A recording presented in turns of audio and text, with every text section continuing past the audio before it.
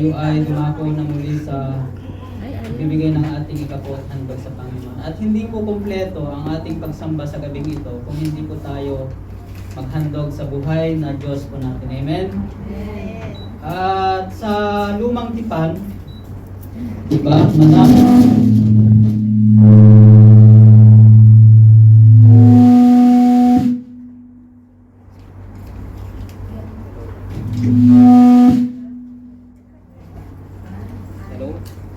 Lana. Yun. At sa lumang tipan mga kapatid, ang daming klase ng pagbibigay po nila. Hanggang sa panahon ni Jesus, di ba?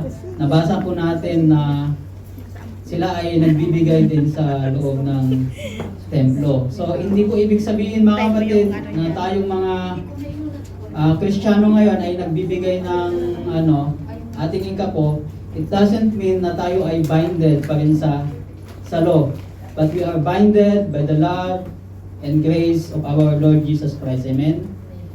At sa ating pagbibigay mga kapatid ay tayo po ay nagiging kasangkapan ng ating Panginoon upang ang ating iglesia ay magpatuloy.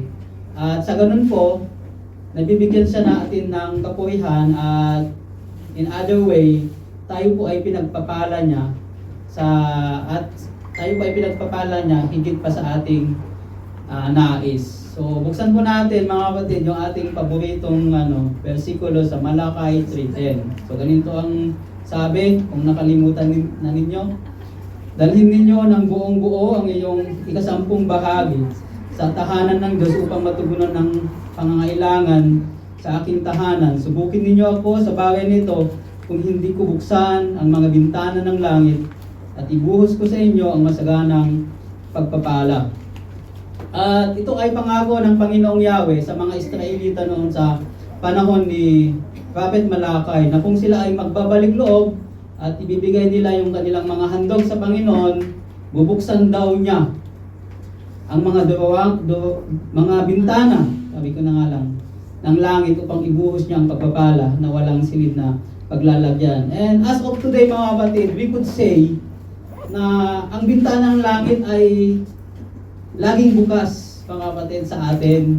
At ang pinakamalaking pagbubukas po niya at pagbuhos ng pagpapala ay yung panahon na ibinigay ng Panginoong Diyos ang buhay ng kanyang anak na si Jesucristo sa atin. Amen? At God brought us here in Israel mga kapatid. Napakabuti po niya. Pinuksan niya yung door para sa atin sa Israel upang makapagtrabaho po tayo. So there is no reason mga kapatid na hindi po tayo magbigay sa Kanya sa pamamagitan ng tithes and offering. So mga kapatid, tayo na lang po yung nagkukulang yata. Sa dami-dami ng pagpapala ng Diyos sa atin, wala po tayong rason para hindi po tayo magbalik sa Kanya ng ating ikapo na magbigay tayo ng ating mga handog. So yun po mga kapatid ang maikling mensahe ng pagbibigay sa gabing ito. Amen? Naiintindihan niyo po ba? So let us pray mga kapatid. Lord God, muli Panginoon sa gabing ito, kami po ay lubos na nagpapasalamat sa inyo, sa inyong pag-ibig sa amin. Maging Panginoon yung pag-alala ng aming mga pangailangan. Salamat Lord God sa pagtugon, Panginoon, ng lahat ng aming pangailangan, Lord. Salamat po sa inyong pag-ibig, Panginoon, at sa mga malikom, O Diyos, na mga handog sa gabing ito, Panginoon, ay nakalaan lamang sa inyong iglesia na magbibigay sa inyo, Panginoon, ng kapurihan, O Diyos. At sa kamay, Panginoon, na magbibigay sa oras na ito, Panginoon, dalangin po, O Diyos, na patuloy mo silang pagpalain, physically man, spiritual man, Panginoon, even financially, Lord God. Kayo, O Diyos, ang patuloy na mag-ingat sa kanila, Panginoon. Sa inyo, O Diyos, ang pinakamataas na papuri at pagsamba sa gabing ito. Ito ang aming dalangin sa pangalan ng aming Panginoong Hesus. Amen.